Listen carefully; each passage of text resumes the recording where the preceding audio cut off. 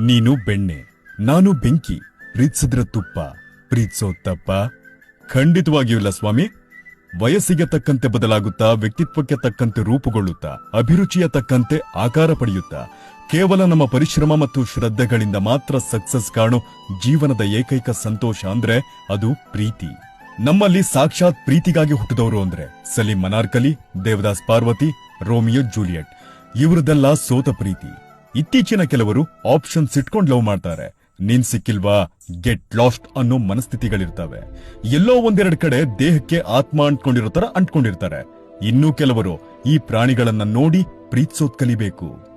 ಒಂದು ಸಲ ನನ್ನ ಹೆಂಡತಿ ನೀನೇ, ನಿನ್ನ ಗಂಡ ನಾನೇ ಅಂತ ಪರಸ್ಪರ ಫಿಕ್ಸ್ ಆಗಿ ಮಿಲನ ಮಹೋತ್ಸವ ಸೆಲೆಬ್ರೇಟ್ ಮಾಡ್ಕೊಂಡ್ರೆ ಸಾವಿನ ಕೊನೆ ಕಿಲೋಮೀಟರ್ ತನಕ ಜೊತೆಲೆ ನಡೀತಾವೆ ಹೊರತು ಮತ್ತೊಂದು ಸಂಗಾತಿಗಾಗಿ ಹುಡ್ಕೊಂಡ್ ಹೋಗಲ್ಲ. ಅವುಗಳನ್ನ ತೋಳ ಅಂತಾರೆ, ಜೊತೆಗೆ ಪ್ರಾಣಿ ಪ್ರಪಂಚದ ರೋಮಿಯೋ ಜೂಲಿಯಟ್ ಅಂತಾರೆ. ಅವು ತಮ್ಮ ಸಂಗಾತಿಗಾಗಿ ಪ್ರಾಣ ಕೊಡ್ತವೆ. ಕುಟುಂಬದ ವಿಷಯದಲ್ಲೂ ಅಷ್ಟೇ ಪ್ರೀತಿಯ ಪರಾಕಾಷ್ಠೆ ತೋರುತ್ತೆ. ಸಾಮಾನ್ಯ ತೋಳಗಳೆಲ್ಲ ಗುಂಪಲ್ಲೇ ಇರ್ತವೆ. ಆ ಗುಂಪಿಗೊಬ್ಬ ನಾಯಕ ಇರ್ತಾನೆ. ಆ ನಾಯಕನ ಸ್ಥಾನಕ್ಕೆ ದೊಡ್ಡ ಹೋರಾಟವೇ ನಡೆದು ಕೊನೆಗೆ ಒಬ್ಬ ಆಯ್ಕೆ ಆಗ್ತಾನೆ. ಅವನನ್ನ ಆಲ್ಫಾ ಅಂತ ಒಪ್ಕೊಂಡು ಮಿಕ್ಕ ತೋಳಗಳು ಉಳಿಡ್ತಾವೆ.